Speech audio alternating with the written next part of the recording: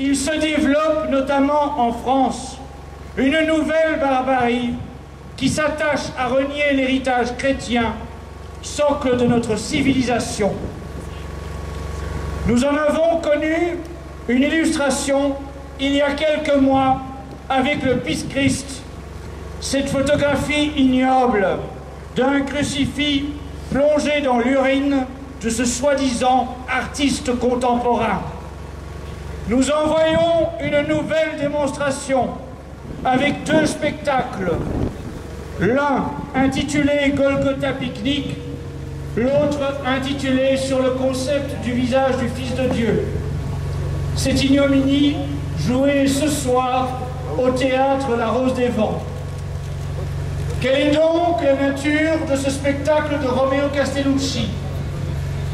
Joué initialement cet été lors du Festival d'Avignon, ce spectacle avait été décrit avec force détail par la presse.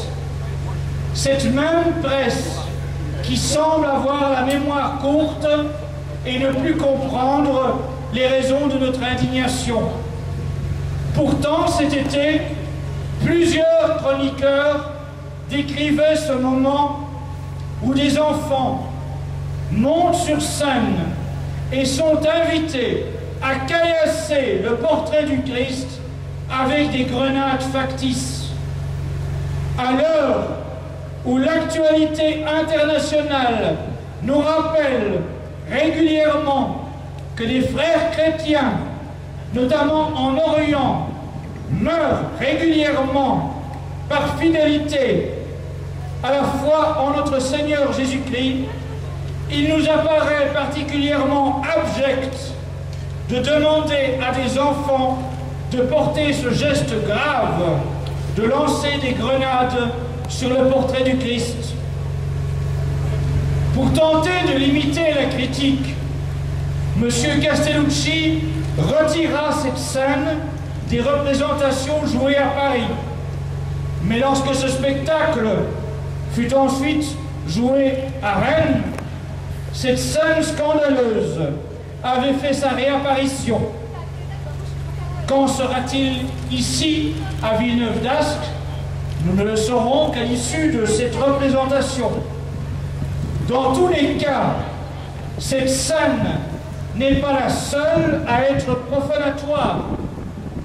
Ce spectacle est un long moment d'affligeant voyeurisme scatologique durant lequel un vieillard incontinent se vide sur lui.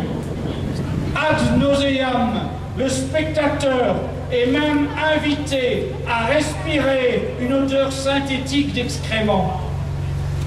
Tout cela ne serait que la sordide démonstration de la déchéance du théâtre contemporain si ce n'était suivi par une fin bien plus révoltante. Le gigantesque portrait du Christ fixé en arrière-fond de la scène de théâtre est sali, souillé par des coulées d'un liquide suggérant les excréments et finit déchiré, lacéré avec cette mention « Tu n'es pas mon berger ».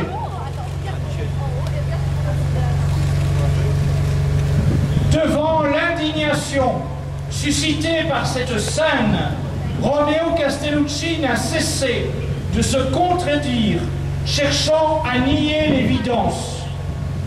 Relisons pourtant la chronique du journaliste du Monde, publiée le 22 juillet dernier. Je le cite, « Le portrait du Christ est d'abord trituré, déformé, comme par des mains et des pieds qui pousseraient la fine peau de surface. Puis on dirait qu'un grand couteau l'entaille et de grandes coulures brun-rouge, évoquant les matières fécales de la scène précédente, se répandent sur lui, avant qu'un voile noir ne recouvre le portrait du Christ. C'est, je le rappelle, l'analyse du journal du Monde. Un journaliste de Métro France, lui aussi peu suspect de complaisance à l'égard des manifestants chrétiens, et qui a assisté à la représentation au Théâtre 104 à Paris atteste que c'est à ce moment-là qu'en dégouline de l'œil déchiré du Christ un liquide brunâtre versé par le vieillard acteur qui a précédemment répandu ses excréments sur la scène immaculée, qu'une odeur nauséabonde envahit la salle. Pour atténuer la révolte engendrée par cette profanation, certains ont voulu nous présenter M. Castellucci comme un chrétien au message artistique avant-gardiste, incompris par les catholiques primaires que nous serions. Là encore, remonter quelque peu dans le temps permet de mieux discerner le vrai visage de celui que l'on voudrait nous faire passer pour un chrétien. Ainsi, en relisant la presse des dernières années, nous découvrons un portrait de M. Castellucci qui évoque la tradition animiste qui imprègne tout son parcours, tandis qu'au cours d'une interview, M. Castellucci déclare que, je le cite, « L'ange de l'art, c'est Lucifer ». Tout est dit.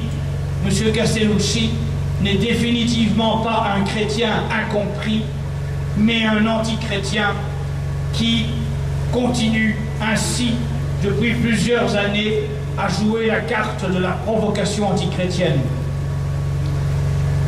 Par ailleurs, M. Castellucci répète souvent que son spectacle n'avait jamais suscité de réaction indignée dans d'autres pays. J'ai donc une bonne nouvelle à lui annoncer. En Belgique aussi, des catholiques se préparent à lui réserver le même accueil qu'aujourd'hui, puisque ce spectacle y sera en tournée à partir de février 2012. Bien sûr, nous sommes ces semaines-ci un objet de curiosité pour les journalistes. Mais qui sont donc ces indignés catholiques, se demande-t-il, incapables de comprendre la démarche spirituelle qui nous anime? Combien de journalistes cherchent à tout prix à donner à notre mobilisation une connotation politique partisane? Soyons clairs à leur égard, cette mobilisation n'a vocation ni à faire naître un parti politique, ni à servir de porte-valise à un quelconque parti ou à un quelconque candidat. Mesdames et messieurs les journalistes, nous voyons bien à quel point tout ceci dépasse vos schémas de pensée. Apprenez que pour les croyants que nous sommes, ce n'est pas le principe du servons-nous qui nous anime, mais c'est au contraire celui de Dieu premier servi. Les autorités ont cru parfois faire plier les indignés catholiques par l'intimidation, les interpellations et même les gardes à vue. Des dizaines de jeunes gens ont été inculpés pour avoir défendu l'honneur du Christ, et il faut ici encore leur rendre hommage et honneur.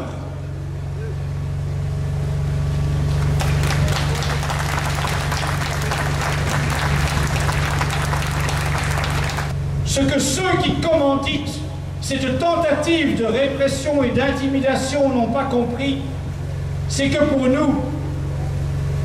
nous catholiques, ce n'est pas le jugement des hommes qui nous importe, fussent-ils magistrats, c'est le jugement de Dieu. Quel est le véritable sens de notre présence ici ce soir?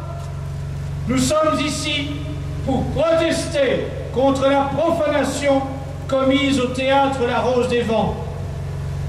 Mais cette protestation n'est pas la finalité de notre action. Nous sommes plus encore ici pour réparer publiquement cette profanation et proclamer publiquement notre foi. Le péché commis dans ce théâtre est public, organisé et encouragé par les autorités à coups de millions d'euros de subventions publiques. En effet, il se déroule au cours d'un spectacle programmé dans le cadre d'un festival de théâtre bénéficiant de plantureuses subventions et du soutien de partenaires médias. La réparation de ce péché doit donc, elle aussi, être publique, organisée et contenir une part de protestation contre ces autorités complices auxquelles il faut rappeler que tout pouvoir vient de Dieu. Chaque chrétien, et notamment chaque père de famille catholique, aura à cœur de rappeler que de Dieu on ne se moque pas. D'ores et déjà, je vous fixe rendez-vous le dimanche 11 décembre à Paris pour une nouvelle grande manifestation nationale contre la christianophobie qui sera le point culminant de notre mobilisation. Des cars se préparent de toute la France et même de pays limitrophes, de Belgique et de Suisse notamment, de Paris à Rennes, de Toulouse à Villeneuve-d'Ascq. L'automne catholique est en marche. Vous êtes la fierté de l'Église catholique, vous êtes le sel de la terre. Merci.